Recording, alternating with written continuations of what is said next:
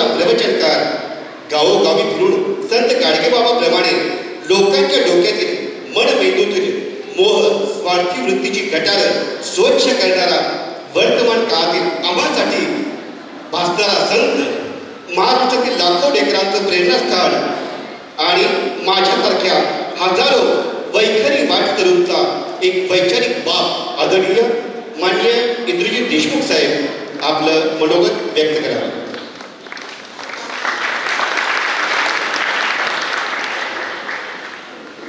राजर्षी छत्रपती शाहू महाराजांना विनम्र अभिवादन करतो. आपल्या जवळचे मोबाईल्स कृपा करून सायलेंट मोडला ठेवा. जे अजूनही विनम्र आहेत ज्यांच्या मनात, त्यांनी मान ताट करावं येते अर्ध्या पाऊण तासासाठी. ते छोट्याशा स्क्रीनवरून वर यावं.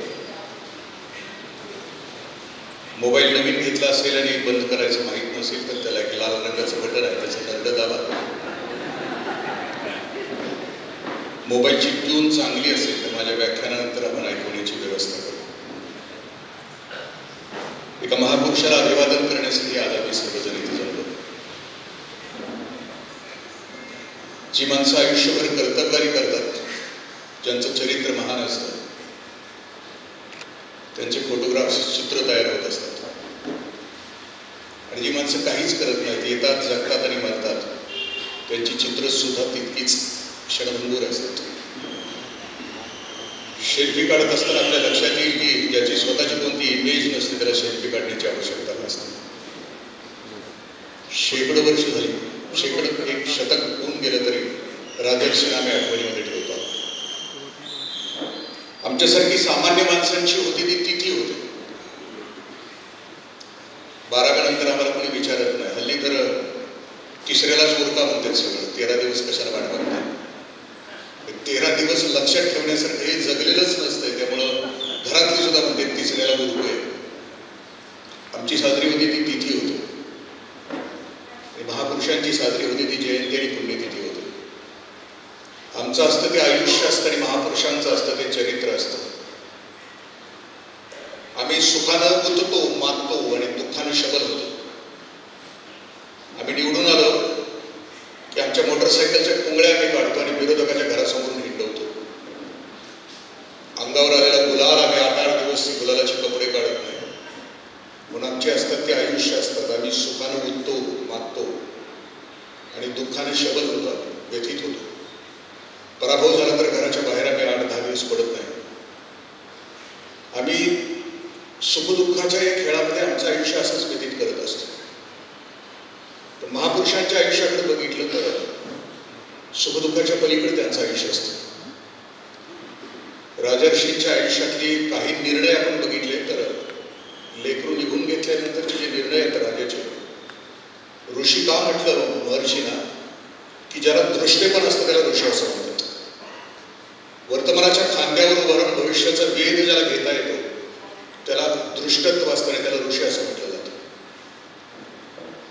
छत्रपती शाहू महाराजांनी राजर्षींनी जेवढे निर्णय त्यांच्या आयुष्यामध्ये घेतले 48 वर्षाच्या आयुष्यामध्ये आणि 28 वर्षाच्या राज्यपदामध्ये त्यांनी जे निर्णय घेतले ते लोकविलक्षण निर्णय आहेत. आज 100 वर्ष झाली तर भारतवर्षामध्ये त्या प्रत्येक निर्णयाबाबत आजही तितकाच आनंद, त्यांनी घेतलेल्या प्रत्येक निर्णयाबाबत तितक्याच सामाजिक सुखाच्या पलीकडे घेतलेले निर्णय आपल्याला दिसतील. जनताही तशीच होती त्या काळात. असं म्हटलं जातं की जशी प्रजा असते तसं तिला राजा मिळतो.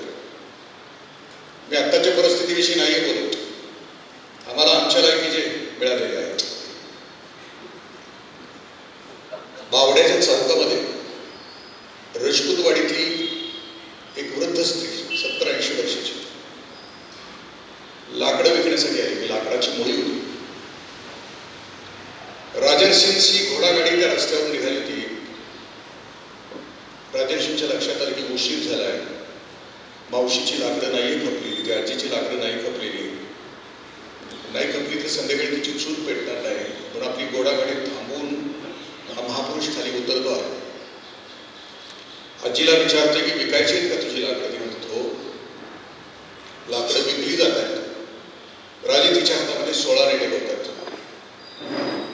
त्या वृद्ध स्त्री स्त्रीला पैसे मोजता येत नाही. ती विचारते महाराजांना की राजे, ती विचारते की बाळा किती पैसे दिलेत? ती म्हणते 16 आणे दिलेत. आजी म्हणते नाही, 4 आण्याचीच लाकडं आहेत, वरचं 12 आणे माझ्याकडे आहे, तुम्हाला 4 आणेच ते वरचं तुझं तू घेऊन टाकतो. संध्याकाळी पोटाची खळगी भरायची दरात असताना सुद्धा राजर्षींच्या राज्यातली एक प्रामाणिक स्त्री आपली लाकडं 4 आण्याचीच आहेत तर 4 आणेच मला दे, वरचे 12 आणे देऊ नकोस अशी म्हणणारी प्रजा त्यावेळेला होती आणि म्हणून त्यांना तसा राजा मिळाला होता. आम्ही तपासून बघूया आम्हाला मिळालेले राजे आणि मग लक्षात येईल की त्यावेळेला राजांचा प्रत्येक निर्णय, मी कोल्हापूर जिल्ह्यामध्ये माझ्या आयुष्यातली 13-14 वर्ष सर्व्हिसमध्ये इतर वेळेला घातली. त्या महापुरुषांचं प्रत्येक म्हणजे 28 वर्षातले निर्णय, त्यांच्या आयुष्यातली आंदोलनं, त्यांनी केलेला संघर्ष आणि सगळा समत्वामध्ये शिक्षण हे परिवर्तनाचं साधन आहे याच्यावर प्रचंड विश्वास ठेवणारा महापुरुष, सक्तीच्या शिक्षणाचा कायदा करणारा ज्यावेळेला आज आम्ही बघतो त्यावेळेला राजर्षींनी त्यावेळेला एक कायदा केला होता की जो मुलगा आईवडिलांच्याकडून शाळेत पाठवला जाणार नाही त्या मुलासाठी 1 रुपयाचा दंड राजर्षींनी ठेवला होता. तर त्या महापुरुषाला त्यावेळेला माहित होतं की शिक्षण हे परिवर्तनाचं साधन आहे. ज्या घरामध्ये शिक्षण जाईल त्या घराचा उद्धार होईल आणि आजही तेच सत्य आहे. आज आम्ही म्हणजे देश स्वतंत्र होऊन 75 वर्ष झाली तर आता आमच्या समोर तोच आहे की जो शिक्षण घेणार आहे, विधायकतेनं शिक्षण घेणार आहे, स्वतःचं भविष्य शोधणार आहे, त्याच्यासाठी शिक्षण हे परिवर्तनाचं साधन आहे. आज आम्ही आमच्या आजूबाजूला बघितलं जे घडत आहे त्याच्यातल्या काही गोष्टी, शिक्षण आणि विकास किंवा आमची सगळ्यांची वाढ आहे, संगोपन आहे, कुठल्या टप्प्याला गेलो असं म्हटलं जातं. 1990 पर्यंत माणसावर प्रभाव होता तो समाजाचा होता, कुटुंबाचा होता. 1990चं माझं आयुष्य मी तपासतो. माझा जन्म 66चा आहे. गावामध्ये म्हणजे मी जरी देशमुखाचा मुलगा असलो, मी आमदाराचा जरी मुलगा असलो तरी गावात मी एखाद्याला त्यावेळेला शिवी दिली तर गावाचा कुठलाही माणूस माझ्या थोबाडीत मारू शकत होता, कारण मी गावाची प्रॉपर्टी होतो, गावाची प्रॉपर्टी. आज आम्ही बघितलंच 90 नंतरचा कालावधी, त्या कालावधीला असं म्हटलं हा चंगळवादाचा कालावधी. एक अमेरिकन लेखक आहे, त्याचं नाव आहे इवान हरारे.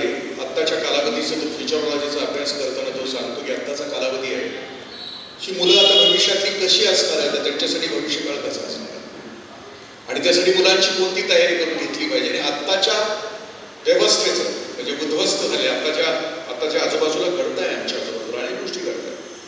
आई वडील खूप श्रीमंत आहेत, खूप हुशार आहेत आणि जर 23-24 वर्षाच्या मुलीला गच्चीतून उडी टाकून जीव द्यावा असं वाटत असेल, बुद्धिमान आई वडिलांच्या घरी जन्म घेऊन सुद्धा 12वीचा निकाल लागायच्या अगोदर शेकडो आत्महत्या होत असतील आणि निकाला दिवशी आई वडिलांचा बीपी वाढत असेल पोरांच्या पेक्षा, तर आम्ही शिक्षण भविष्यामध्ये घेत असताना मी ज्या गोष्टी आपल्याशी शेअर करतोय, कारण मला विषय तो पालकत्वाचा दिला. आई बापांना आपल्या पोराचा विचार करत असताना पहिली गोष्ट असं म्हटलंय पालकत्वामध्ये की आपली पोरं ओळखा, कशी आहेत, कोण आहेत आणि त्याप्रमाणे त्याला शिक्षण द्या. दुर्दैवाने लातूर पॅटर्न, कोटा पॅटर्न मध्ये आमची पोरं का? कारण आम्हाला आमची पोरं त्यांना ध्येय द्यायचा की पॅकेज, प्रेस्टीज आणि प्रॉपर्टी. म्हणजे मुलाला ध्येय देत असताना आई बापाचा विचार कोणता आहे की पोराला प्रेस्टीज मिळाला पाहिजे, मान सन्मान मिळाला पाहिजे, त्याला प्रॉपर्टी जमा करता आली पाहिजे त्याच्या आयुष्यामध्ये आणि पॅकेज, प्रेस्टीज आणि प्रॉपर्टी हे 3 गोष्टी त्याच्याकडे असतात आणि ते आम्ही करिअर म्हणून समजतो. पण करिअर विषयी जगभरामध्ये ज्या गोष्टी सुरू आहेत त्याच्यामध्ये असं म्हणतात की आपलं लेकरू कोणत्या बुद्धिमत्तेचा आहे तपास आणि त्या बुद्धिमत्तेमध्ये त्याला द्या, त्याला संधी द्या. म्हणजे एक वाक्य खूप सुंदर आहे, तुमच्या माझ्या पुढे जन्माला आलेलं प्रत्येक मूल हे वेगळं आहे. कोणाचं जाई आहे, कोणाचं जुई आहे, कोणाचा मोगरा आहे. पण जगाच्या बाजारामध्ये गुलाबाच्या फुलाला मार्केट आहे. पण आमच्या पुढे जन्माला आलेल्या जाई, जुई, मोगऱ्याच्या पाकळ्या आम्ही चुरगळतोय आणि त्याचा जबरदस्तीने गुलाब करण्याचा प्रयत्न आम्ही करतोय आणि ते त्याच्या आयुष्याचं वाटोळं आहे. म्हणजे मुलाला आम्ही सुखी करण्यासाठी त्याचं करिअर घडवण्यात मदत करणार आहोत का त्याला नोटा छापायची मशीन भविष्यामध्ये करून दुर्दैवाच्या फेऱ्यामध्ये अडकवणार आहोत? त्यासाठी पालकत्वाचा विचार आज जगभर सुरू आहे. पहिली गोष्ट अशी सांगितली की तुम्ही पालक कोणत्या प्रकारचे. आई पालकत्वाचे काही प्रकार सांगितलेत. पहिल्या प्रकारचा पालक आहे त्याच्यामध्ये हुकुमशहा प्रकारचा पालक असतो. म्हणजे घरात आई किंवा बाप कोणीतरी हुकुमशहा असतो, घरात त्याच चालतं. म्हणजे हुकुमशहा तो पण असू शकतो आणि ती पण असू शकते. तुमच्या घरात कोण आहे तुमचं तुम्ही तपासा, ते आपल्याला माहित असतं. कारण लग्न हा एक असा किल्ला आहे की त्याच्या बाहेर असणारे आत जाण्यासाठी धडपडतात आणि आत असणारे बाहेर जाण्यासाठी गुदमरतात. आपल्या घरामध्ये कोण मालक आहे तपासा, कोण हिटलर आहे तपासा, ती आहे का तो आहे तपासा. हुकुमशहा प्रकारचा मालक. दहशत असते त्याच्या घरात, त्याच्या पुढे कोण बोलायचं, गप्प चालायचं. म्हणजे आम्ही व्याख्यानाला गेल्यानंतर आम्ही जसं वागतो, संयोजक आणि वक्त्याचं नातं हे अस्वल आणि दरवेळेस असतं. मगाशी शिवसाहेबांनी सांगितले की आपल्याला बसस्टॉपचं उद्घाटन करायचं. आम्ही बसस्टॉपच्या उद्घाटनाला गेलो. म्हणजे संयोजक दरवेळेस असतो आणि आम्ही अस्वल असतो.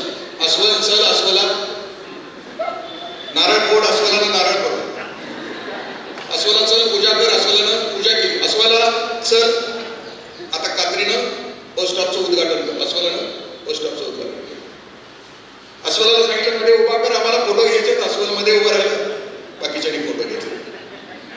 मग पुन्हा अस्वलाला सांगितलं की चला येऊन बसायचं, इथे यायचं मंगल कार्यालयामध्ये. त्याच्या अगोदर कुठेतरी बसायचं आणि कुठेतरी बसलो. म्हणजे जे नातं असतं, गोमू उठ गोमून उठायचं, गोमू बस गोमून बसायचं, अस्वल आणि दरवेशाचं नातं असतं. हे हुकुमशहा प्रकारच्या पालकात. त्याचा परिणाम काय होतो की ज्या घरामध्ये हुकुमशहा असतात त्या घरातलं लेकरू आपल्या आई वडिलांशी नीट संवाद नाही साधू शकत. आपण वाचले असतील कहाण्या व्हॉट्सअप युनिव्हर्सिटीमध्ये किंवा बातमी पण आपण वाचली असेल.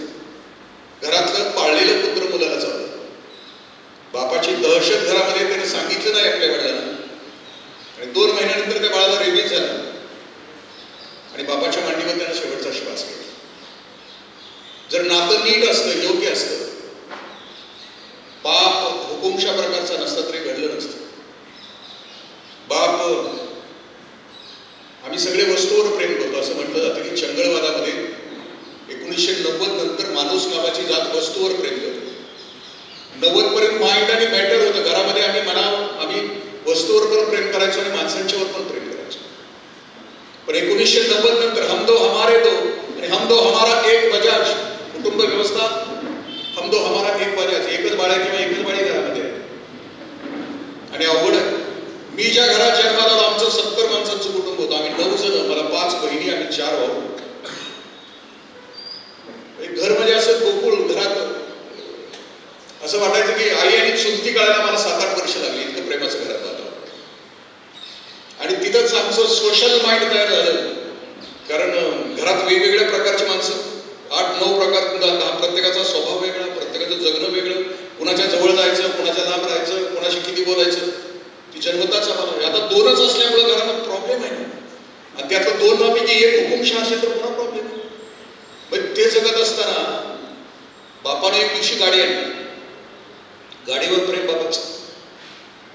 मुलगा खेळता खेळता, लहान असलेला मुलगा खेळता खेळता गाडीजवळ आला आणि त्या गाडीवर दगडानं काहीतरी खर्च लिहिलं.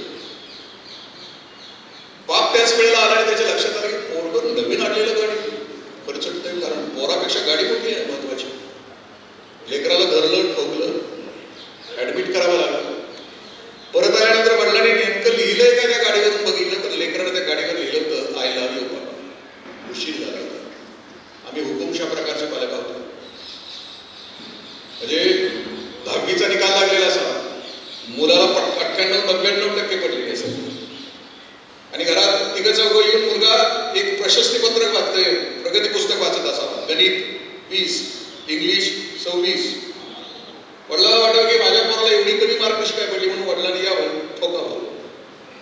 ठोकल्यानंतर मुलाला विचारा बाबा झालं का ठोकलं. ते म्हणजे एवढी कमी कशी काय मार्क. तर म्हटलं बाबा मला 98% मार्क्स पडले. आता जे आम्ही प्रगती पुस्तक वाचत होतो ते तुमचं होतं.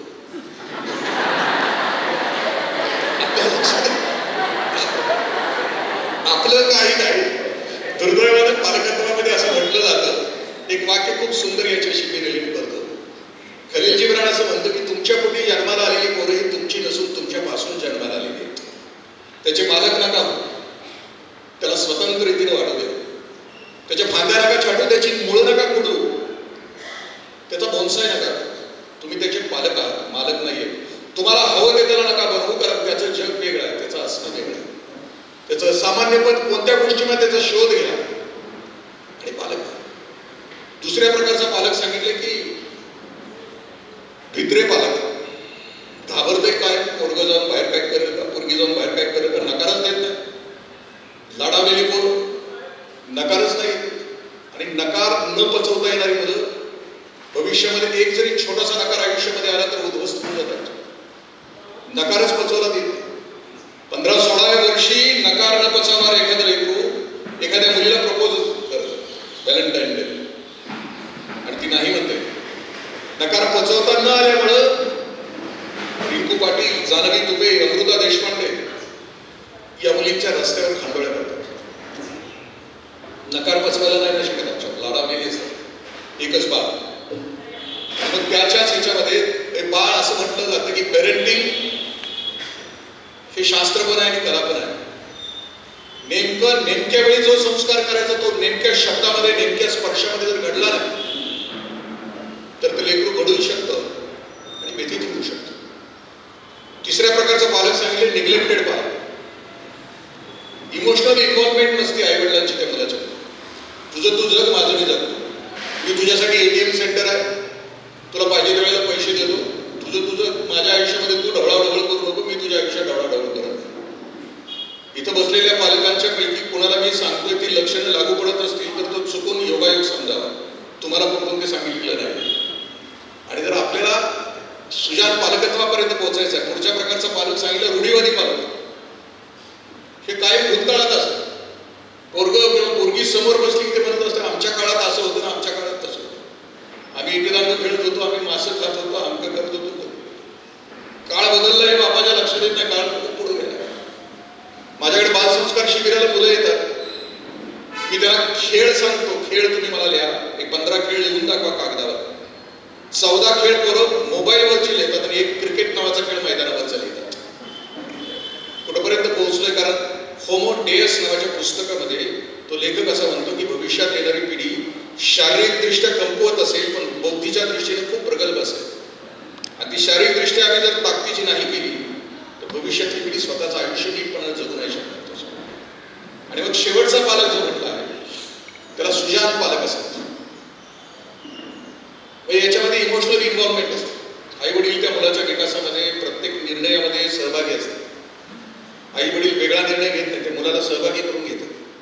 मुलगा 10वी किंवा 12वीला जाणार असेल तर घरातल्या सगळ्या सदस्यांना एकत्र बसवलं जातं आणि बसवल्यानंतर निर्णय घेतो की आपला बाळ आहे, आपली बाळ आहे, पुढच्या वर्षी 10वीला आहे, आपल्याला वर्षभर TV नाही बघायचा. ठराव टाकला जातो आणि ठराव सर्वांमध्ये मंजूर होतो आणि घरामध्ये वर्षभर TV होत नाही. सुजान पालकत्व काय दोस्त असतो तो आपल्या मुलाशी त्या पद्धतीने वागतो. आता पेरेंट या शब्दाचा अर्थ आपण बघू आणि बघू. जो दुसरा मुद्दा आपल्याशी बोलू की आपली मुलं ओळखायची कोणत्या कॅटेगरी. पेरेंट या शब्दाचा अर्थ आहे की P फॉर प्रिपेअर्डनेस असेल. मला माझ्या मुलाला कोण असायला पाहिजे, त्याच्यासाठी मी काय तयारी केली, कोण आहे, त्याला प्रिपेअर्डनेस असेल. म्हणजे परदेशामध्ये बाळ जन्माला घालायचं असलं तर 3 महिन्यांचा पेरेंटिंगचा कोर्स करावा लागतो आणि मग बाळ जन्माला घालावं. आपल्याकडे तसं नाही. पेरेंटिंग हे मग अशी म्हटलं ना, आई वडील होणं हे सोपं आहे पण पालक होणं ही आयुष्याची तपश्चर्या आहे. त्या लेकराच्या वाढीमध्ये, अनमोल वाढीमध्ये आपल्या प्रत्येकाचा, आई वडिलांचा प्रत्येक रोल आहे, शब्दाचा रोल आहे, स्पर्शाचा रोल आहे. पेरेंटिंग म्हणजे प्रिपेअरनेस. जसं की विवेकानंदांची आई भुवनेश्वरी देवी त्या विश्वनाथाला 2 वर्ष प्रार्थना करत होते आणि म्हणत होते की माझ्या पोटी शंकराला, शिवाला म्हणत होते की शिवा तूच माझ्या पोटी जन्माला येईल. म्हणजे भुवनेश्वरी देवीनं आपल्या पोटी जन्माला येणारे बाळ हे शंकर, शिव, महापुरुष असायला पाहिजे. ते यासाठी ते प्रिपेअर होते. आणि आपली तयारी नसते. माझ्या पोटी जन्माला येणारं कोण असावं, सामान्य असावं की असामान्य असावं. म्हणजे माझ्यासारखं भुरटा असावं, ते राजहंस असावा का बदक का बगळा असावा. ते जगणारं कसं असायला पाहिजे, त्याच्या आयुष्यामध्ये उत्तमता कोणती असली पाहिजे. बाळच माझ्या पोटी जन्माला येणार आहे तर ते कोणत्या प्रकारचं बाळ असायला पाहिजे. याच्यासाठी प्रिपेअरनेस, आई वडिलांचं प्रिपेअरनेस असं. 9 वर्षाचे शिवछत्रपती आहेत, बेंगलोरला आहेत, मासाहेब पण तिथं आहेत. आणि त्या दिवशी संध्याकाळची वेळ आहे, 9ची वेळ आहे, आणि मासाहेब दूध घेऊन गेलेले आहेत शिवछत्रपतींच्या जवळ. वेळेला असं दिसतंय की राजांच्या त्या कॉटच्या खाली माती आहे. मासाहेब प्रश्न विचारतायत राजांना, राजे यावेळी आपण कुठे गेलात का? शिवछत्रपती आपल्या आईशी कधी खोटं बोलत नव्हते, बोललेही नाहीत आयुष्यभरामध्ये. असं म्हटलं की मासाहेब पलीकडे नृत्याचा कार्यक्रम चालू आहे आणि तो बघण्यासाठी आम्ही गेलो. एक वाक्य खूप कालच सुंदर आलंय, ज्याचं आयुष्य मनोरंजन आणि खाण्यापिण्यामध्ये जातं त्याचं आयुष्य जनावराच्या पलीकडचं नाही. अख्ख्या आयुष्यामध्ये आम्ही मनोरंजनासाठी जगतो का खाण्यापिण्यासाठी जगतो ते आपल्याला ठरवायचं असतं. संध्याकाळी मटण असलं तरी 150 किलोमीटरवर स्वतःच्या गाडीत पेट्रोल घालून जात आहे, पण शाकाहारीला मला बोलवलं तर म्हणते धाकट्याला घेऊन जा, पोटात दुखतंय. म्हणजे आम्ही जगतो कशासाठी? खाण्यासाठी जगतो का? ते खाण्यापिण्यासाठी जगणारी आणि मनोरंजनासाठी जगणारी, त्याच्यामध्ये आम्ही आहोत का? आत्ताची तरुण पिढी मोबाईलवर 13 ते 17 तास आहे. भारतातले 58% तरुणाई 13 ते 17 तास स्मॉल स्क्रीनवर. 2 तास फक्त त्या तरुणाईची झोप आहे स्क्रीनवर त्याच्या आयुष्यात. एकदा मोबाईल बघितला की 25 मिनिटं त्याच्या मेंदूचं डिस्ट्रॅक्शन होते, ते पुन्हा एकाग्र व्हायला तयार नाही. आणि पोरं काय बघतायत की नेटफ्लिक्सवरच्या वेब सिरीज बघतायत. या वेब सिरीजची लांबी आहे 13, 17, 18 तासाची. वेब सिरीजला सकाळी त्याला घातलं की रात्री झोपेपर्यंत खाताना सुद्धा वेब सिरीज बघतच नाही. मी एक पुस्तक आपल्याशी शेअर करेन, माध्यम कल्लोळ नावाचं, नीलांबरी जोशी नावाच्या सायकोलॉजिस्टने लिहिलंय. त्याच्यामध्ये 20 प्रकारचे जे ऍप्स आहेत मोबाईलवरचे, त्या ऍप्समुळे तरुणाई उद्ध्वस्त कशी होते त्याचं चित्रण त्याच्यामध्ये दिलं. पहिलं ऍप आहे त्याचं नाव आहे सेल्फी नावाचं ऍप. सेल्फी नावाच्या ऍपनं जगभरामध्ये रोज 30 ते 40 आत्महत्या होत आहेत, 13 ते 25 वयाच्या पोरांच्या. त्याला 20 फिल्टर आहेत. ते असं लिहिते का आत्महत्या करतायत सेल्फीवाली पोरं? फोटो चांगला आला नाही, आता असेल तसाच येणार नाही, पण फोटो चांगला आला नाही. दुसरं कारण फोटो ग्रुपवाला शेअर केला तर त्याला अंका आला नाही, शेअर त्याला कोणी दिलं नाही. अशा अनेक ऍप्सच्या विषयी, नेटफ्लिक्स विषयी, नेटफ्लिक्सच्या वरच्या मालिका ज्या आहेत त्या सगळ्या सेक्स आणि व्हायलन्सवर आहेत. बऱ्याचशा त्यातल्या मालिका आहेत ते व्हल्गॅरिटीवर आहेत. ते नीलांबरी जोशीने त्यातल्या काही डायरेक्टरना प्रश्न विचारले की असल्या घाणेरड्या वेब सिरीज तुम्ही का टाकता सोशल मीडियावर? त्या विचित्र प्रवृत्तीच्या डायरेक्टरने तिला असं उत्तर दिलं, आम्हाला जगभराच्या तरुणाईला झोप येऊ द्यायची नाही म्हणून आम्ही त्याच्यामध्ये सेक्स अँड व्हायलन्स घालतो आहे.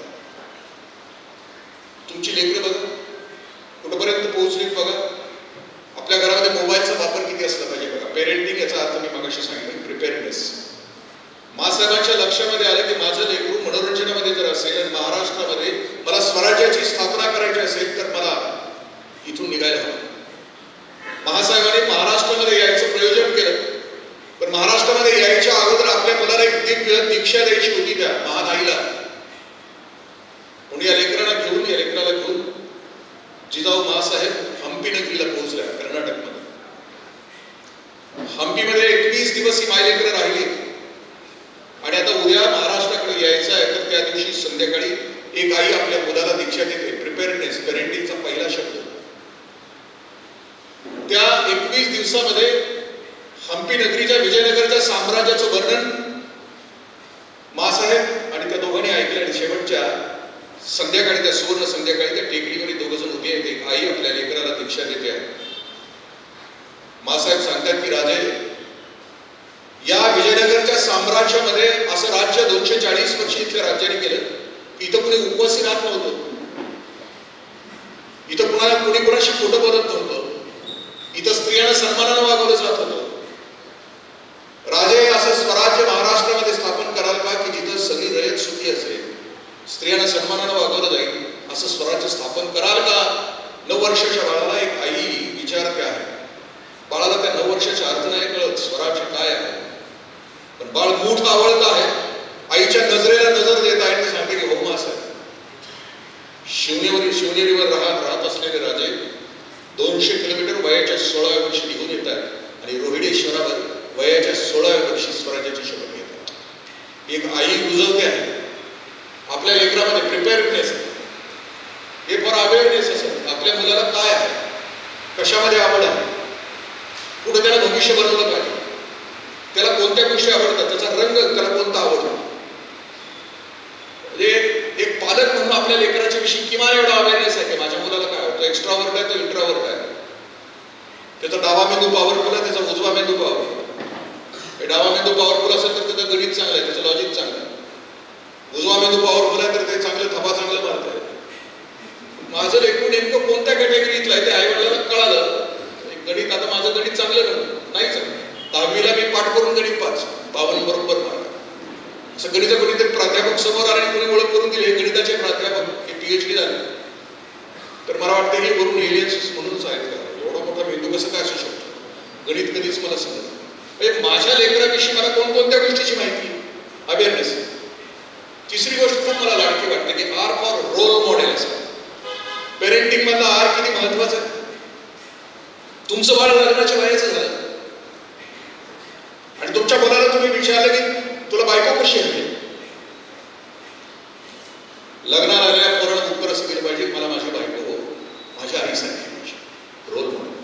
कारण त्या बाळानं बघितलंय माझी आई संसार सांभाळत असताना सगळे उठायच्या अगोदर ती उठते, सगळे झोपल्यानंतर ती झोपते. संसाराचा गाडा ताकदीनं उडते. कुठं संसारामध्ये घाटा आला तर त्या गाड्याच्या कणा जर बिघडला असेल तर कणाचा हात बंद आहे. पोरानं बघितलंय माझी आई संसार यशस्वी करण्यासाठी रात्रंदिवस संघर्ष करते आहे. मग माझा रोल मॉडेल कोण असलं पाहिजे. मला बायको हवी आहे तर माझ्या आईसाठी घरातच रोल मॉडेल असलं पाहिजे.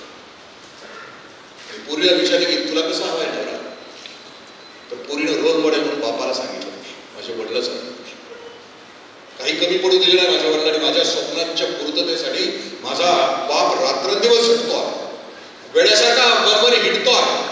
हाताला फोड आले तरी श्रम टाकून देत नाही, आजारी पडलं तरी कधी थकत नाही. माझं एखादं स्वप्न असेल तर घरामध्ये किती प्रतिकूल परिस्थिती असली तर तो कधी नाही म्हटला नाही. हा माझा बाप आहे, मलाही तसाच. मग आम्ही रोल मॉडेल आम्ही आमच्या घरामध्ये आमच्या पोरांच्यासाठी पालकत्व म्हणून सांभाळत असताना आपल्या लेकरांच्यासाठी आपण आहोत. मी ग्रामसेवक ट्रेनिंग सेंटरला असताना मी ग्रामसेवकांना म्हणायचो की का नाही आपल्याला पैसे द्यायचे. आपल्या पोराला बापाची ओळख सांगत असताना पोराची मान खाली जाता कामा नाही की माझा बाप भ्रष्टाचार. आपल्या वडिलांविषयी ओळख सांगत असताना त्या पोराची मान ताट असली पाहिजे, हा माझा बाप प्रामाणिक आहे, देशाची गद्दारी नाही करत. पुढच्या पिढीला बापाच्या विषयी तो आदर असणं, तो रोल मॉडेल असणं आपल्या पोराच्यासाठी. कारण आम्ही आमच्या पुढच्या पिढीला देत असताना काय देतो. मी मगाशी असं म्हटलं की पुत अच्छा तो क्यू धन और पुत बुरा तो भी क्यू धन. पोरग जर बेकार निघालं तर कितीही पापाची संपत्ती कमवली तरी तुमच्या डोळे देखत तो संपवणार. पण पोराला देखणं संस्कार केले बाप म्हणून त्याच्यासाठी रोल मॉडेल आम्ही राहिलो. पुत अच्छा तो क्यू धन, त्याच्या पायावर उभा राहिला तो सक्षमपणे त्याची तो जिंदगी जगेल ना. मग पालक या नात्याने आम्ही काय द्यायचं. तुकोबराय म्हणतात की जगे ऐसा बाप व्हावा ज्याचा वंश सिद्धी सुद्धा. बापाला पुढच्या पिढीला संपत्ती नसते द्यायची, सत्ता नसते द्यायची. बापाला पुढच्या पिढीला दिव्यत्व द्यायचं असते, डिव्हिनिटी द्यायची असते, जीवनाची प्रगल्भता द्यायची असते, मॅच्युरिटी द्यायची असते, वैभव द्यायचं असतं. जीवनामध्ये नक्की आनंद कोणत्या गोष्टीमध्ये आहे, शाश्वत आनंदाचं सुखाचा नेमका गोष्ट कोणती आहे ती बापाला द्यायची असते. Role model. E for empathy. म्हणजे पोराला आंबा दिल्यानंतर खाली खोली जाऊन एकटंच खात आहे, आंबा दिल्यानंतर आंब्याच्या फोडी करून अगदी मैत्रासनी वाटतंय, राहिलं तर आपण खातंय. आपले पोरगं कोणतंय बघा, स्वार्थी आहे का बघा. म्हणजे जगाच्या बाजारामध्ये एकटंच जगतंय का बघा. म्हणजे मी मगाशी सांगितलं ज्ञानोबरायांचा ब्रीदवाक्य होता, अवघाचे संसार सुखाचा करीण आनंद करीण. तिने 16 वर्षाचं बाळ होतं. आणि जर आमचं पोराला एम्पथी नसेल तर ते म्हणते अवघाचे संसार एकट्याचाच करीण, बाकीच्यांची वाटच लागेल. आम्ही आमच्या पोराला विशाल करणार आहोत का, व्यापक करणार आहोत, अवघ्यांची सुख दूर करणार आहोत.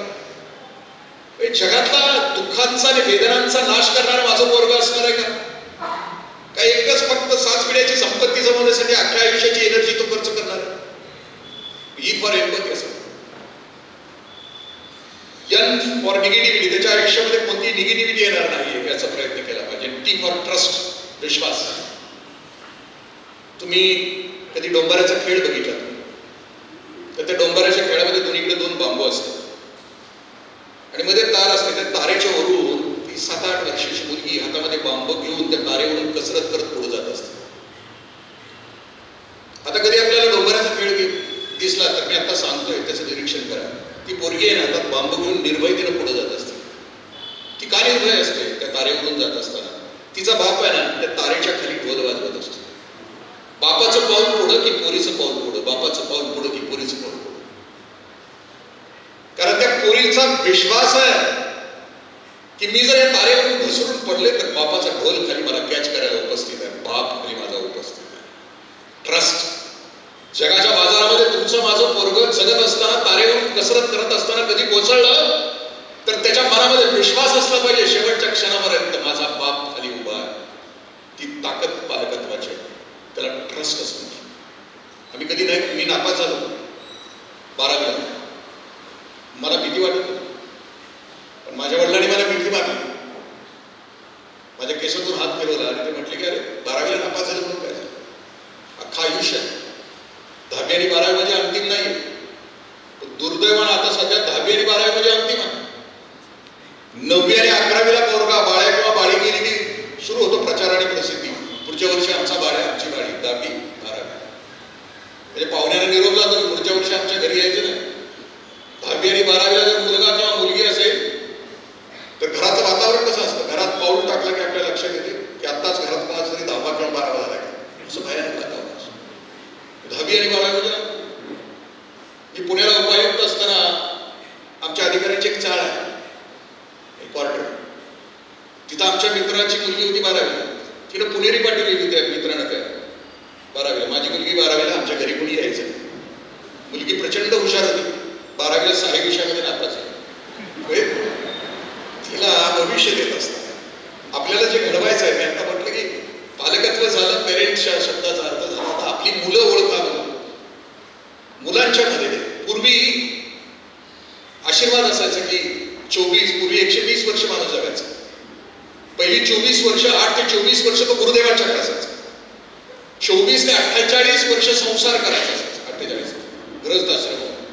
त्या 48 वर्षामध्ये पराक्रम कोणता करायचा? कारण लग्न झाल्यानंतर आशीर्वाद दिला जायचा, अष्टपुत्र सौभाग्यवती भव आणि अष्टपुत्री सौभाग्यवती भव. म्हणजे 16 वेळा पाळणा हल्ला पाहिजे असं असेल मला असायचं.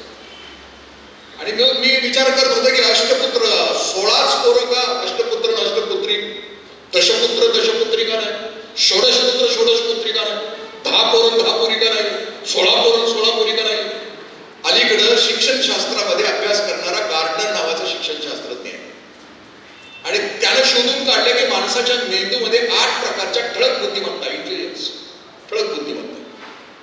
मग त्यावेळेला आशीर्वाद काय दिला जायचे की प्रत्येक क्षेत्रामध्ये एक बाळी असला पाहिजे, एक बाळी असली पाहिजे. साहित्य, संगीत, कला, क्रीडा, नाट्य आणि एक नगरसेवक, ठोसायला ठोसा, बुद्ध्याला बुद्ध, जिरवायला एकमेकाचे नगरसेवक असतील ते हसतायत. एक असलं पाहिजे बुद्ध्याला बुद्धा देणारा. घरावर संकट आलं तर धार होऊन जगाच्या पाठत. पण तो इंटेलिजन्स त्यावेळेचा होता. आता इंटेलिजन्स गार्डनर म्हणतो की तुमची पोरं ओळखायची आहे, तर ओळखायची कशी?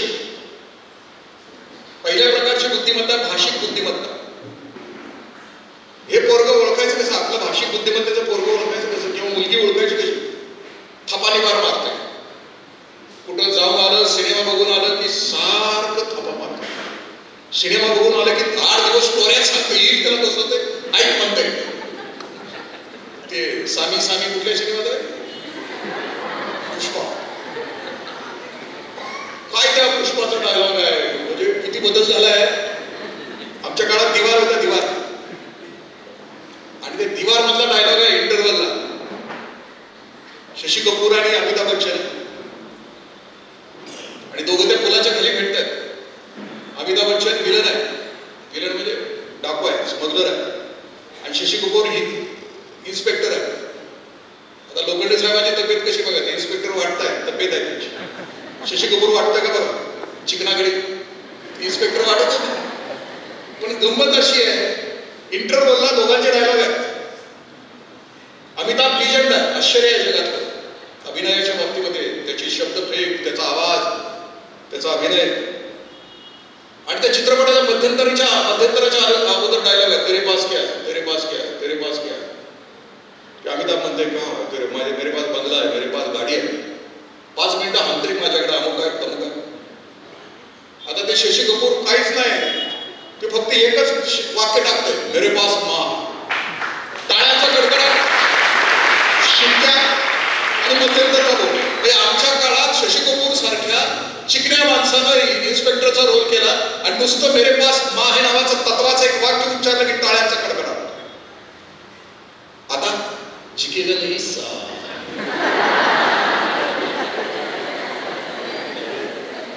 भारतीय गोष्ट खेळणारी करू सुद्धा गावाला झुकेगा नहीं साला. किती प्रभाव असू शकतो एखाद्या गोष्टीचा. आपला वर्ग भाषिक बुद्धिमत्तेचा असेल तर ते स्टोऱ्या सांगते, प्रचंड बोलते, भाषेवर त्याचं प्रभुत्व आहे. त्या आई वडिलांना आश्चर्यचकित करते, हे शब्द कुठून आले ह्याच्या तोंडामध्ये. ते त्याची भाषिक बुद्धिमत्ता आहे. त्याने निवेदन करावं, त्यानं वक्ता व्हावं, त्यानं समाजामध्ये प्रबोधन करावं, तो त्याची बुद्धिमत्ता. दुर्दैवाने या क्षेत्रामध्ये कुणी नाही. गावाकडचे आमचे बरेच निवेदक आहेत, म्हणजे ते मायकेल त्याला म्हणतो आम्ही गावात. ते माईक त्याला लागतोच, लग्नात असू दे नाही तर स्मशानात असू दे. स्मशानात असलं तर म्हणते यांच्या आत्म्याला शांती मिळू दे, आणि लग्नात जरी असलं तर ते माईकवर चुकून म्हणतेच या दोघांच्या आत्म्याला शांती मिळू दे. भाषिक बुद्धिमत्ता या शब्दाचा अर्थ की भाषा शिकवा, भाषेवर त्याचं प्रभाव. दुसऱ्या प्रकारची बुद्धिमत्ता त्याला गणितीय बुद्धिमत्ता, त्याला लॉजिक. तुझं गणित लय भारी असतं, त्याला दुकानात पाठवून बरोबर हिशोब करतो. चालताना सुद्धा अगदी काटकोनातच चालतं. लॉजिक त्याचं भयानक आहे. एखादं खोटं पचवायचं असलं तर ते असं लॉजिक देते ना की आई बापाला पटतंच. त्याचं लॉजिक भारी असते. गणितीय बुद्धिमत्ता त्याला असं. तिसऱ्या प्रकारची बुद्धिमत्ता त्याला संगीतीय प्रकारची बुद्धिमत्ता. संगीतीय म्हणजे हे जेवायला जरी बसलं तरी असं टेबल वाजवतंय, बाथरूम मध्ये गेलं तरी गाणंच म्हणतंय, आणि गाणं सुद्धा म्हणताना सुरात गातं. तबला वाजवताना संगीतीय प्रकारची बुद्धिमत्ता. त्यानं संगीताच्या क्षेत्रामध्ये त्याला घातलं. किशोर कुमारांच्या चरित्रामध्ये किशोर कुमार असं म्हणतायत, आई वडिलांना विरोध करण्याची त्यावेळेला क्षमता नव्हती. आई वडिलांनी मला सायन्सला घालवलं, मग फिजिक्स आणि केमिस्ट्रीची सूत्रच लक्षात राहायची नाही. मग किशोर कुमार लिहित आहेत की सूत्र मी अशी गाण्यात घालायची आणि ती गाणी म्हणायची आणि असं लक्षात ठेवायचं. संगीतीय बुद्धिमत्ता. याच्यावर मी खूप बोलतो दरवर्षी की दरवेळेला की संगीतीय बुद्धिमत्ता असणारी माणसं, उदाहरणार्थ कार्तिकी गायकवाड, बरोबर, बरं झालं ती तिच्या आईवडिलांच्या पोटी जन्माला आली, कारण तिच्या आईवडिलांना कळालं की हिला गळा आहे. ती जर आमच्या पोटी जन्माला आली असते, आमच्या करिअर ओरिएंटेड आई बाबाच्या पोटी, पोरगोवर मोठा छापायचं मशीन झालं पाहिजे, डॉक्टर झालं पाहिजे, इंजिनियर झालं पाहिजे, ए आय मध्ये झालं असतं. ती जर चुकून आमच्या पोटी जन्माला आली असतं तर तिला आम्ही लातूरला पाठवलं असतो, तिला आम्ही कोट्याला पाठवलं असतो, आणि तिला आम्ही नोटा छापायचं मशीन केलं असतं. पण तिच्या आईवडिलांच्या लक्षामध्ये आलं की तिला संगीत येत आहे, ती संगीतामध्ये. तिनं त्याच क्षेत्रामध्ये तिचा विकास करायला पाहिजे की जी बुद्धिमत्ता निसर्गाने तिला दिली, आणि ती सुखी आहे. किंवा कुठलाही कलाकार तिची कला पेश करत असताना, तो कला सादर करत असताना स्वतःही सुखी असतो, आणि कला ज्यांच्या समोर सादर करतो त्यांनाही आनंदाच्या लहरी तो देत असतो. आणि ती क्षमता त्या कलाकाराची आहे. कार्तिकी गायकवाडची ती क्षमता आहे. आज अनेकांना आनंद देते. ती जर आमच्या पोटी जन्माला आली असेल, आम्ही दवाखाना टाकून दिला असता. कन्सल्टिंग 250-500, सकाळी 50 जण, संध्याकाळी 50 जण. ती सुखी नसते होऊ शकली. म्हणजे निसर्गाने तिला दिलाय गळा, आणि म्हणून ती सुखी आहे. ती गायला लागली म्हणून. आता मला जर गायला सांगितलं तर तुम्ही थांबा काय सभा करू?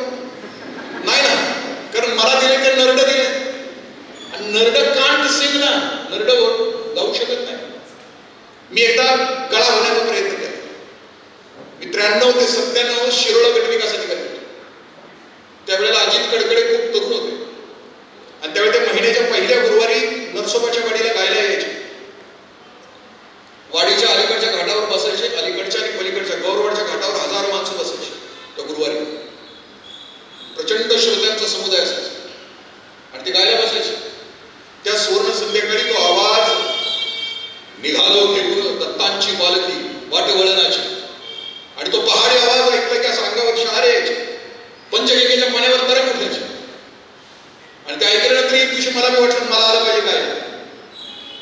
नांदणी म्हणून गाव आहे, त्या नांदणीला एक संगीत शिक्षक होते.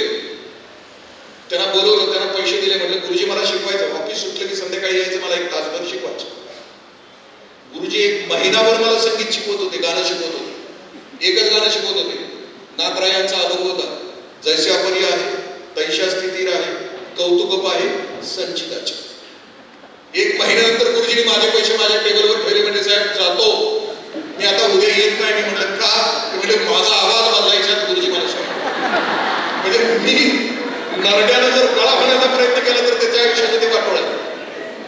मी वाक्य मगाशी सांगितलं नसेल तर परत मी आपल्याशी रिपीट करतो. माय बापानं आपलं प्रत्येकाचं पोरगं निराळ आहे. कोणाचं जाई आहे, कोणाचं जुई आहे, कोणाचं मोगरा आहे. जाईला जाई राहण्यामध्येच त्याचं सुख आहे, जुईला जुई राहण्यामध्येच त्याचं सुख आहे, मोगऱ्याला मोगरा राहण्यामध्येच त्याचं सुख आहे.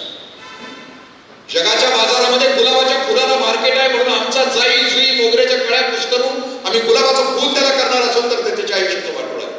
आणि आई बाप म्हणून आम्ही त्याचं वाटोळ करत राहतो. आई बापांना त्यांची मुलं सुखी हवी आहे. तर ह्या अलीकडच्या भाषेमध्ये मी आता म्हटलं की त्यांना प्लेजर खा प्या आणि मजा करा, eat drink and be happy, दिल मागे बघ. सुख नेमकं कोणत्या गोष्टी आहे? हॅपीनेस कशामध्ये? त्याचं जी बुद्धिमत्ता आहे त्या बुद्धिमत्तेमध्ये त्याचा विकास असणं म्हणजे हॅपीनेस. पुढच्या प्रकारची बुद्धिमत्ता आहे शारीरिक बुद्धिमत्ता. हे चांगला खेळाडू आहे, हा चांगला नकलाकार आहे. म्हणजे कोणाच्या लग्नात साखरपुड्यात जाऊन आलं तर घरी संध्याकाळी आई बापाला बरोबर नकला करून दाखवतो. ती आत्या काय म्हणली, ती कशी उभी होती, तो काका काय म्हणला, ती काकी कशी उभी राहिली होती. शाळेतले गुरुजी ते कसे उभे राहतात, ते कसे शिकवतात, आणि म्हणून आणि म्हणून आणि म्हणून. कित्येकांचं असतं. आम्ही आमच्या काळात आणि म्हणून नावाचे शिक्षक होते, त्यांचं लिहून काढायचं एका 35 मिनिटामध्ये आणि म्हणून किती वेळा बरोबर देत असतं. आणि आम्ही नावं पण ठेवलेली असतात त्यांना, आणि म्हणून प्राध्यापक होते. जे नकलाकार असते ते तसं नकला करते सगळ्यांनी, सेम टू सेम. त्याची शारीरिक बुद्धिमत्ता, त्याचा त्या क्षेत्रामध्ये विकास झाला, तो तिकडे गेला. पुढच्या प्रकारची बुद्धिमत्ता आहे परफेक्ट बुद्धिमत्ता करायची. प्रत्येक गोष्ट परफेक्ट करायचा प्रयत्न करतो. अभ्यासाला जरी बसलं तर 3-4 प्रकारचं स्केच पेन घेऊन बसते. हिरवा, निळा, पिवळा, त्याच्या बरोबर खाली अंडरलाईन करते, बाजूला त्याच्या नोट्स पीस काढते. त्याला प्रत्येक गोष्ट परफेक्ट पाहिजे. भविष्यात सुद्धा तो परफेक्ट करण्याचा प्रयत्न करतो. पण दुर्दैव काय असतं या लेकराच्या बाबतीमध्ये, परफेक्शन नाही झालं तर ते निराश होतं. जेवढे परफेक्शनिस्ट आहेत त्याचा तो प्रॉब्लेम राहतो. त्याला थोडंसं सैल करावं लागतं. पुढच्या प्रकारची बुद्धिमत्ता त्याला आंतरवैयक्तिक बुद्धिमत्ता असते. या आंतरवैयक्तिक बुद्धिमत्तेमध्ये ते गावात म्हणजे शाळेत गेलेलं असतं, 5वी जरी आलेलं असलं तर 10वी पर्यंत सगळ्यांची दोस्ती असते. प्रत्येकाशी त्यांना नातं जोडलेलं असतं.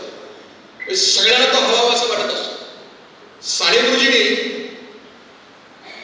आईला विचारलं, आई मी कोण हो? आई, साने गुरुजींची आई होते त्या आमच्यासारख्या नव्हत्या, तू हो मोठा कोणीतरी. साने गुरुजींच्या आईने सांगितलं तू कोण पण हो, फक्त तू सगळ्यांचा आवडता, मला बस दुसरं काहीच नव्हतं. सगळ्यांचा आवडता होण्यासाठी खूप ताकद लागते, खूप सहनशीलता लागते, खूप मॅच्युरिटी लागते, खूप परिपक्वता लागते. तिसरा पुढच्या प्रकारची बुद्धिमत्ता त्याला अवकाशीय बुद्धिमत्ता असते. हे चित्र व्यवस्थित काढतं, त्याला दगडाचं शिल्प कळतं. या दगडामध्ये कोणते टवके काढल्यानंतर आतलं मूर्ती प्रकट होणार आहे याची नजर त्याला असते. तो शिल्पकार असतो. एकेनान नावाचा रशियाचा चित्रकार आहे, होऊन गेला. त्याला दोन्ही हात नव्हते, फक्त मधलं धड होतं. पण 15-20 वर्षाचं झाल्यानंतर त्याच्या असं लक्षात आलं की मी चित्रकार आहे. त्याची तडफड होत होती की मी चित्रकार आहे, देवाने मला हात नाही दिले. मग त्याच्या लक्षात आलं की मी जर चित्रकार आहे तर मला चित्र काढता आली पाहिजे, अशी आणि तशी. त्याला कारण दिसायचं मी चित्र काढतो. मग त्यानं संघर्ष सुरू केला, त्यानं तपश्चर्या सुरू केली. तोंडामध्ये पेन्सिल घेतली आणि त्यानं भिंतीवर कागद चिकटवून सुरुवात केली चित्र काढायला. पेन्सिल, उभ्या रेषा, आडव्या रेषा, गोल रेषा. 3 वर्षानंतर त्याची चित्र पूर्ण परफेक्ट, पेन्सिलची चित्र पूर्ण यायला लागली.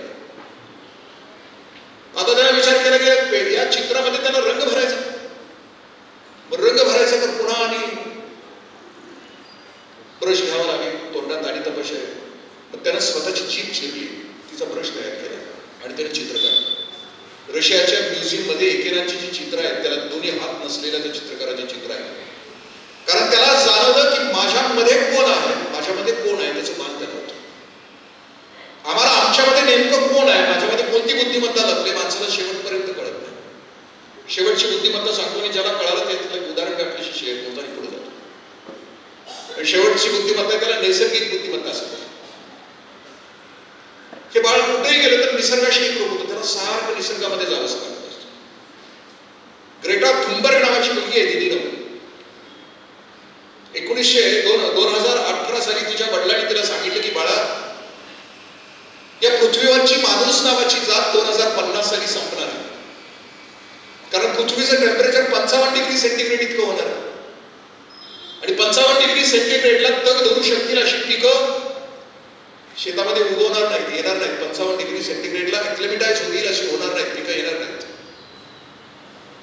2050 साली दुष्काळ असेल, श्वास घ्यायला हवा असणार नाही, पाणी प्यायला पाणी असणार. दिदीनं तुम्ही यावर्षी ट्रीटमेंट दादाने बघितलं असेल, यावर्षी मुंबईचं आणि पंजाबचं टेम्परेचर 52 डिग्री सेंटीग्रेडवर गेलं होतं. घरातून बाहेर जाताना खिशामध्ये कांदा घेऊन जावं लागत होतं. आपल्याकडे कोल्हापूरचं टेम्परेचर, मी कोल्हापूरला PSATला 83 ते 87 होतो, 32-33 डिग्रीच्या सेंटीग्रेड कधी पुढे गेलं नाही, 40 डिग्रीवर गेलंय. त्या मुलीच्या वडिलांनी त्याला सांगितलंय, ग्रेटा थुनबर्गच्या वडिलांनी सांगितलं की बाळा नाहीये, तुला पृथ्वी नाहीये तुझ्या वाट्याला येणार. दक्षिण आणि उत्तर अंटार्क्टिकावरचं बर्फ वितळलेलं असेल, समुद्राची पातळी वाढलेली असेल, समुद्र 11 मीटर इतका उंच झालेला असेल, म्हणजे मुंबईचा अरबी समुद्र हा खोपोलीपर्यंत आलेला असेल, पाणी इतकं आत घुसलेलं असेल, माणूस नावाची जात त्यावेळेला टिकू नाही शकत. मग या मुलीनं वयाच्या 16व्या वर्षी नववीत असताना, तिकडच्या नववीमध्ये असताना स्वीडनच्या संसदेच्या बाहेर एक असं पेपर घेतला. त्या पेपरवर लिहिलं फ्रायडे फॉर द फ्युचर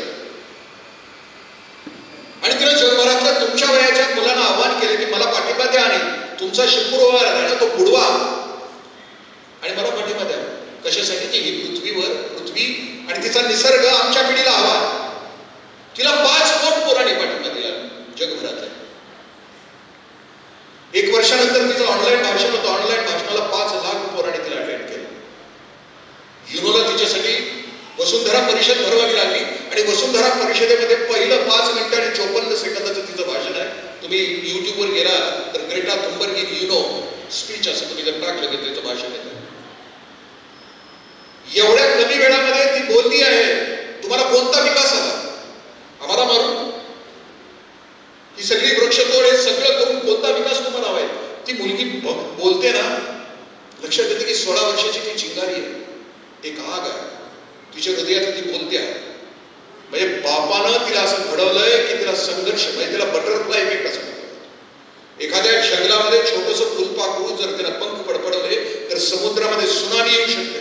एक ग्रेटा थुनबर्ग नावाची मुलगी 16 वर्षाची स्वीडनच्या त्या संसदेच्या समोर फ्रायडे फॉर द फ्युचरचा बोर्ड काय लिहिते आणि 1 वर्षभरामध्ये तिच्यासाठी युनोची परिषद काय बोलवावी लागते.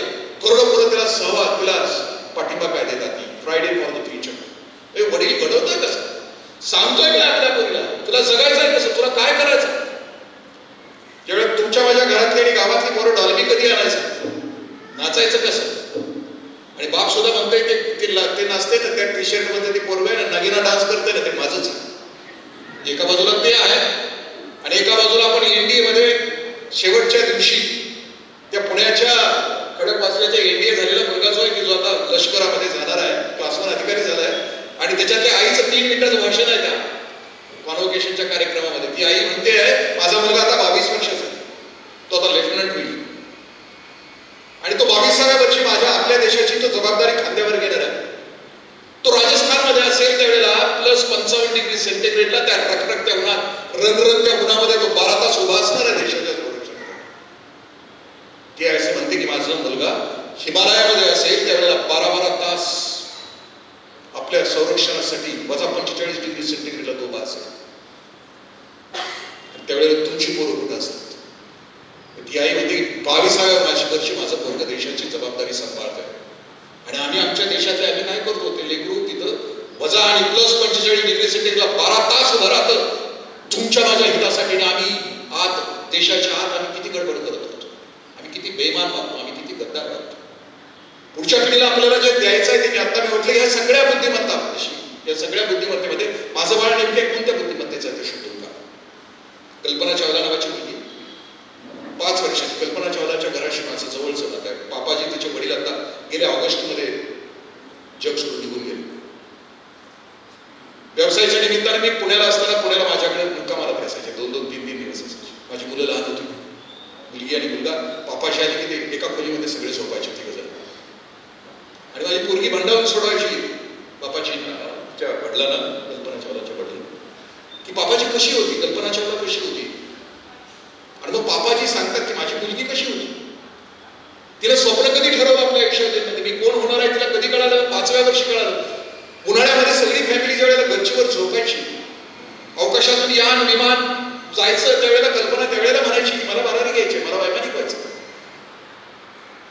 तिच्या स्टडी रूम मध्ये तिच्या टेबलच्या त्या काचेच्या खाली कल्पना चावलानं तिच्या बापाने सांगायची की टेबलच्या खाली तिने विमान आणि रॉकेटची सगळी चित्र ठेवलेली होती, लावलेली होती समोर भिंतीवर. रॉकेट माझं जे स्वप्न आहे, माझं जे ध्येय आहे. 12वी झाली, एरोनॉटिक्स इंजिनिअरिंगची पदवी तिने पूर्ण केली. तिला वैमानिक व्हायचं होतं, तिचं स्वप्न तिला सत्यात उतरायचं होतं. ती अमेरिकेला पोहोचली आणि अमेरिकेला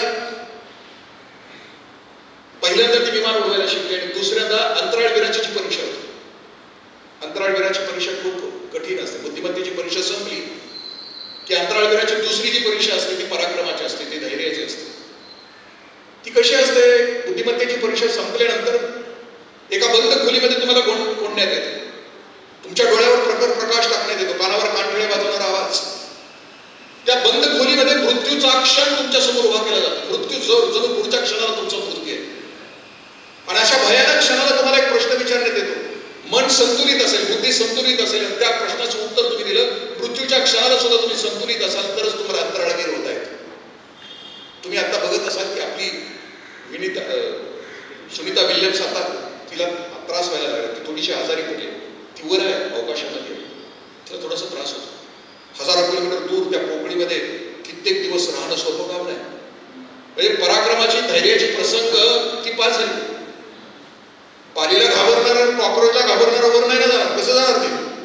वर जाण्यासाठी तितकी क्षमता लागते ना.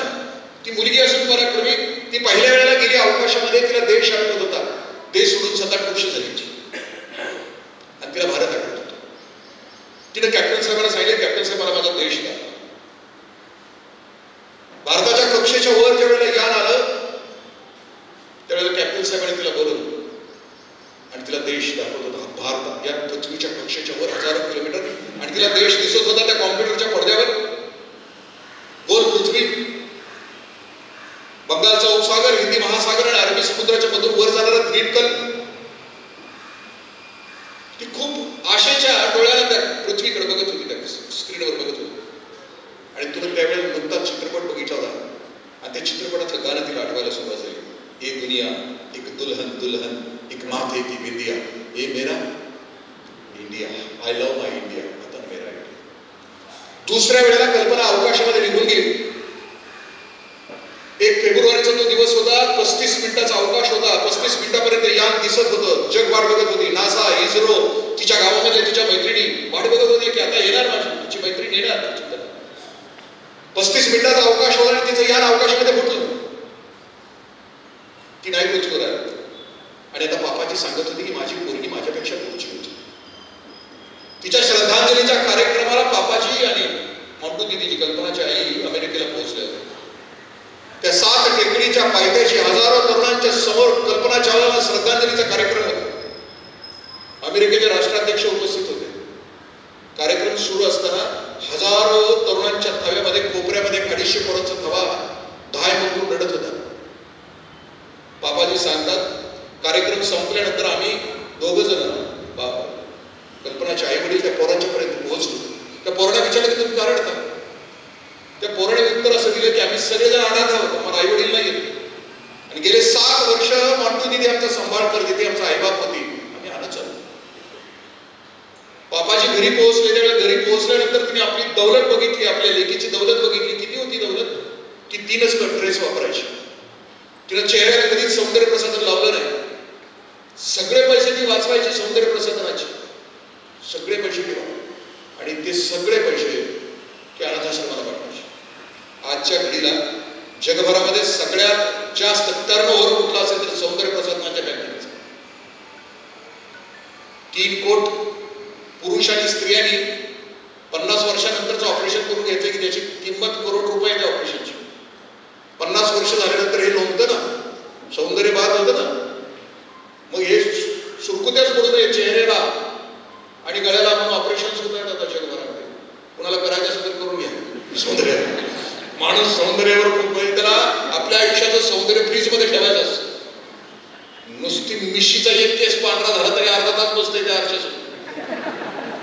कुणाला दाखवायचं माहित नाही, कुणावर इम्प्रेशन मारायचं काय माहित नाही. ती घरी गेल्यानंतर पोहोचल्यानंतर 3च ड्रेस, एक चप्पल 12 वर्ष ती वापरत होती. तिच्या खात्यावर दुसऱ्या वेळेला उड्डाण केलं त्यावेळेला तिच्या खात्यावर लाखो डॉलर शिल्लक होते, पण तिला निधीचा करार कळाला होता की यावेळेला परत येणं होणार नाही.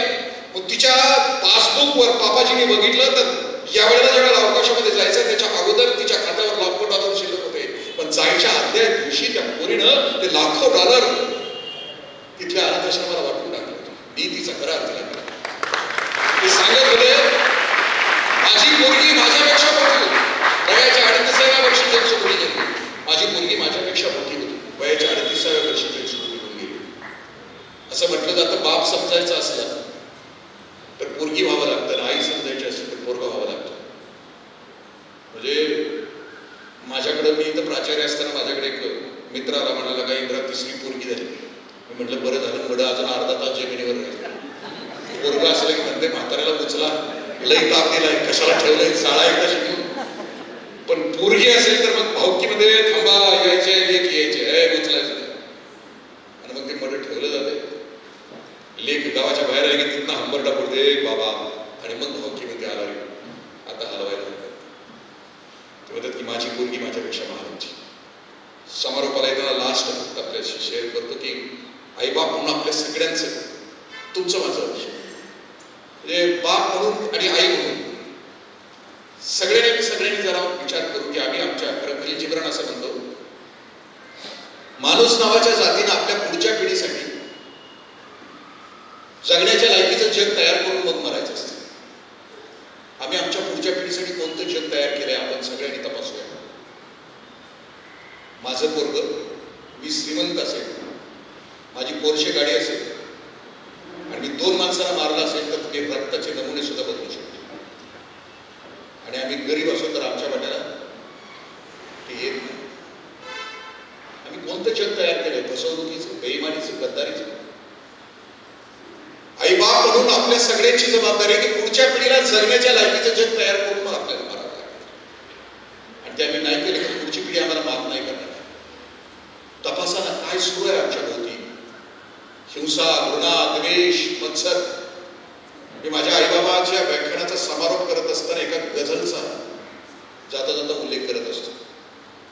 तुमच्या माझ्या घरामध्ये जी परिस्थिती आहे, घर आहेत ना तुमची माझी घरामध्ये, कशी होते, आमचे पूर्वज कसे राहत होते. ती गझल आहे पंकज उदास यांनी गायलेली, अबू बोकरी यांनी लिहिलेली, अनेक पिढ्याला त्यांनी गायली. त्या गझलचं सुरुवात आहे सुख दुःखता एक आपणा हो या वेगाने. त्या गझलमध्ये तो शायर वर्णन करतोय, 7 स्टांजा आहेत, ते गायलेत खूप छान पंकज उदासने, अप्रतिम गायले. आणि पहिल्यांदा जी गायली ना तो जर हॉल तुम्हाला सापडला, तुम्ही शोध घेत असताना त्या हॉलमध्ये स्वतः पंकज उदास त्यांच्या डोळ्यामध्ये पाहिजे. ते असं म्हणतोय तो शायर आणि पंकज उदास आमच्याशी गाताना असं म्हणतायत की पंजोबाच्या काळामध्ये आम्ही सगळेजण सुखी होतो. श्रीमंती नव्हती आमच्या घरामध्ये, भले 2 दिवस चूल नव्हती पेटत, पण कोण कोणाशी खोटं बोलत नव्हतं, चोरी होत नव्हती. पंजोबाच्या काळात आम्ही सुखी होतो. दारिद्र्य होतं घरामध्ये तरी आम्ही सुखी होतो. आजोबाच्या काळात सुद्धा आम्ही सुखी होतो. लास्ट बट सेकंड स्टांजामध्ये तो शायर येतो आहे आणि तो प्रश्न विचारतोय, आपल्या सगळ्यांना प्रश्न विचारतोय. आता तुमच्या घरात सगळं आहे, खाली कार्पेट आहे, वर झोमर आहे, सगळं घरात आहे, ब्रँडेड आहे सगळं तुमच्या घरामध्ये, तुम्ही सुखी आहात का विचारतोय प्रश्न. तुम्ही बेडरूम मध्ये भांडता आणि दिवाणखान्यामध्ये नाटके हसता, तुम्ही सुखी आहात. आणि मग शेवटचा स्टांजा सुरू व्हायचा आहे, त्याच्या अगोदर मध्ये एक संगीत आहे, 1.5 ते 2 मिनिटाचं संगीत आहे. त्या सभागृहाचा कॅमेरामन मोठा हुशार आहे. त्या संगीताच्या कालावधीमध्ये त्या कॅमेरा एकदा आईवडिलांच्या वर, सभागृहातल्या आईवडिलांच्या वर एकदा कॅमेरा मांडला आणि एकदा मांडीवर असलेल्या पोरांच्या वर कॅमेरा मांडला. आणि तो शेवटचा स्टांजा उचलत असताना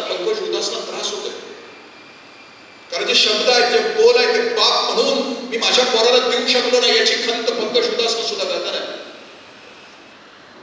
कारण तो स्टाजा उचलत असताना शेवटच्या त्या स्टाजाचं पहिलं वाक्य असं आहे की हे आने वाली नसलो, येणाऱ्या पिढ्यांना आम्हाला तुमच्यासाठी एक असं जग तयार करायचं आहे असं म्हणतात. बाळांनो, आम्हाला तुमच्यासाठी एक जग तयार करायचं होतं, नाही करू शकत. खरं तर मी क्लास 1 झाल्यानंतर केंद्र शासनामध्ये माझा एक मित्र क्लास 1 झाला. लग्न झाल्यानंतर आम्ही 10-12 वर्षे गेट टुगेदर आम्ही एकत्र भेटायचो. त्यांना आजही बाळ नाही जन्माला घातलं. त्यावेळेला मी त्याला म्हणायचो 10 वर्ष झाली गेट टुगेदर आलो की त्याला म्हणायचो राम्या घाल की पोरग जन्माला, पोरगी जन्माला घाल की, वंशाला दिवा ज्योती असते की म्हणून. त्यावेळेला राम्या म्हणायचा इंद्रेश आनंद हो, तुला मला जगताना प्रामाणिकपणे जगताना एवढा त्रास होतो, तुझं माझं पोरग जगायच्या वयात येईल, त्याला सोसतील गाव. तुम्ही विचारा ना, तुम्ही स्वतःला प्रश्न विचारा ना, तुमच्या माझ्या पोराला सोसतील गाव. सुरेश भटांच्या भाषेमध्ये अजूनही हा खोल गाव नाही, अजूनही हा सूर्याला सराव नाही. पोरग घराच्या बाहेर पडलं 10वी नंतर 12वी नंतर, त्याच्या वाट्याला आम्ही कुठलं जग तयार करून ठेवलं. मराठी चित्रपट सृष्टीतला एक अभिनेता आहे, 15 वर्ष झाली लग्न करून त्यानं बाळ नाही जन्माला घातलं. तो म्हणतो की world is not so beautiful, जग इतकं सुंदर नाही, नरकामध्ये बाळाला जन्माला घालून या नरकामध्ये टाकू. तो शायर असं म्हणतो की बाळाला आम्हाला एक असं जग तयार करायचं होतं की बाळाला तुम्ही ज्या रस्त्यावरून जाल त्या रस्त्यावर आम्हाला प्रकाशाची बीजे पेरायची. बाळाला तुम्ही ज्या रस्त्यावर जाल त्या रस्त्याच्या डाव्या उजव्या बाजूला आम्हाला सौख्याची उद्यानं तयार करायची. नाही रे, तयार नाही करू शकतो आम्ही तुमच्यासाठी. कुठलं जग दिलंय आमच्या पोरांच्यासाठी? जात धर्म पंथ, पावला पावलाला पोरांच्यासाठी हिंसा, पावला पावलाला पोरांच्यासाठी घृणा, पावला पावलाला पोरांच्यासाठी द्वेष, मत्सर. कोणतं जग आम्ही आमच्या पोरांच्यासाठी केलं? पावला पावलाला बेईमानी, पावला पावलाला गद्दारी, पावला पावलाला फसवणूक. कोणतं जग आहे आमच्या पोरांसाठी? आम्ही या सभागृहामध्ये राजर्षींना महत्वपूर्ण आदरांजली वाहणार असू तर तो महापुरुष 28 वर्ष राज्यकारभार असा करत होता की माझी रेत सुखी झाली पाहिजे, माझ्या राज्यात कुणी दुःखी असता कामा नये. इतक्या ताकदीने त्या महापुरुषाने 28 वर्षाच्या राजकारण त्याच्या राजर्षीच्या पिरियडमध्ये एवढं काम केलं की प्रजा सुखी झाली पाहिजे, प्रत्येक जण सुखी असं पाहिजे. आम्ही आज आदरांजली वाहत असताना आम्ही त्यांचे वारसदार असो, आम्ही सगळेजण त्यांचे वारसदार असो. तर आम्हाला नवं जग आपल्या पोरांच्यासाठी तयार करायचं असेल तर एक नवा परिवार की ज्या परिवारामध्ये द्वेष नाही, मत्सर नाही, बाप आणि आई म्हणून आमची इतकी व्यापकता, आमची इतकी विशालता की जी तुमच्या माझ्या संस्कृतीची सगळ्यात मोठी संपत्ती की पोरांच्या वाटणीला ते ताकदीचं जग आम्हाला तयार करून मारावं लागेल जर आम्ही खरे माणूस असू. त्याच्या पलीकडचं त्याचं कारण असं आहे की सगळे संत, सगळे महापुरुष असं म्हणतात की जी व्यक्ती, जे कुटुंब, जो समाज गुणवत्तेनं वरच्या दर्जाचा असतो तेच व्यक्ती, तोच समाज आणि तेच कुटुंब सुखी होत असतं. ज्याच्याकडे गुणवत्ता याचा अर्थ तुम्ही सद्गुणानं भारीत असतात. जगातले सुखी कोण आहेत बघा, ते जग आम्ही तयार केलं. मग आमचं लेकरू कसं असलं पाहिजे? लास्ट शेवटची 2 मिनिटं, 1.25 तास झाला, जास्त पिडायचं नसतं. शिवसाहेबांनी पत्र दिल्यामुळे पोरं उपस्थित आहेत, नाही तर काय घासा जवळपास धरून आणल्यासारखे बसले. पर्याय नाही त्यांच्याकडे. सुट्टी वाया घालवली, शिव्या किती दिल्या असतील मला पोरण माहिती, आणि ते शिक्षक आहेत त्यांनी सुद्धा किती दिले असतील माहिती. आता कवा सुटायचं, ह्याचं कवा गुराळ संपायचं, कवा घराकडे जायचं. केवढा त्रास महापुरुषांच्या जयंतीच्या दिवशी एवढं झालं असं. बाप म्हणून आई म्हणून आपली लेकरं करायची आहेत. मी म्हटलं ना, स्वतःच्या पुरती नाही, पायापुरती बघणारी नाहीत, अवघ्यानं सुखी करणारी. शापित नावाचा चित्रपट आपण सगळ्यांनी बघितला असेल. त्या चित्रपटामध्ये यशवंत दत्त आणि मधु कांबीकरचे गाणं आहे, तुझ्या माझ्या संसाराला आणि काय हवं, दिस जातील दिस येतील. शेवटचं त्याच्यात कडवं असं आहे, बापाला काळजी आहे, त्याला माहित आहे जग वाईट आहे, त्याला माहित आहे जगात लय अंधार आहे, म्हणून ते मधु कांबीकरला म्हणते की सोसल, त्याला वजन सोसल, तुझ्या माझ्या पोराला वजन सोसल का? जगातला वाईटपणा त्याला सोसल का? जगातलं विष त्याला पचवतं की तुझ्या माझ्या पोराला?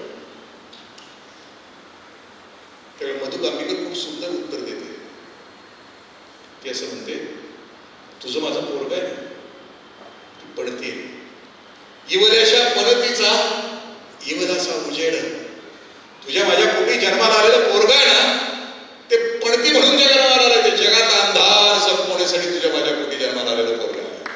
ती एकटं जगणार नाही, ते धूर्त नाहीये, नुसतं जेवणावळी आणि मनोरंजनामध्ये जगणारा नाहीये, ते त्याच्या पलीकडचा आहे, अवघ्यांचा संसार सुखाचा करणारा.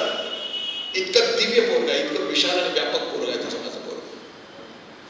इथं उपस्थित असलेल्या समस्त आईबापांच्या पायावर डोकं ठेवून माझी एवढीच विनंती आहे, पोरग नाही, आपलं पोरग त्या ताकदीचं, त्या क्षमतेचं, आपली मुलगी, आपला मुलगा, ते नको आहे फुरट. ते डॉल्बीसाठी असुसलेलं नको आहे.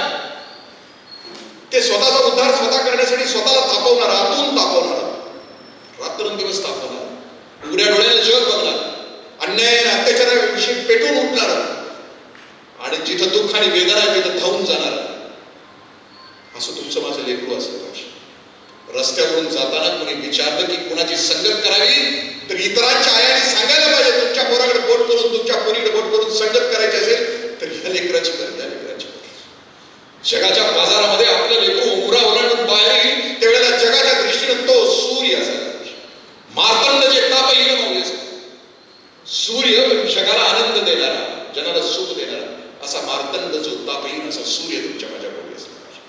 तशी लेकरं तयार व्हावी. या सभागृहात जवळजवळ 1.25 तास, 1 तासाच्या वर बोलायचं नसतं, 1.25 तास झाला, लय शोषण करायचं नसतं. मला कल्पना आहे, म्हणजे कायम मी सांगत राहतो की व्याख्यान 1 तासाचं असावं, कीर्तन 2 तासाचं असावं, सिनेमा 3 तासाचा असावा, तमाशा 4 तासाचा असावा, आणि गोंधळ रात्रभर असावा. आपल्या व्याख्यानाचा गोंधळ होणार नाही याची काळजी घेऊन मी माझ्या वाणीला विराम देतो. सगळ्या लेकरांना शुभेच्छा देतो. मला यशवंत व्हा, जयवंत व्हा, कीर्तिवंत व्हा. 18 वर्षानंतर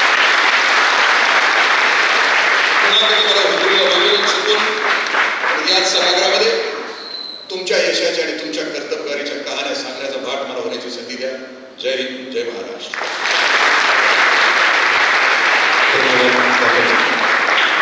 लोक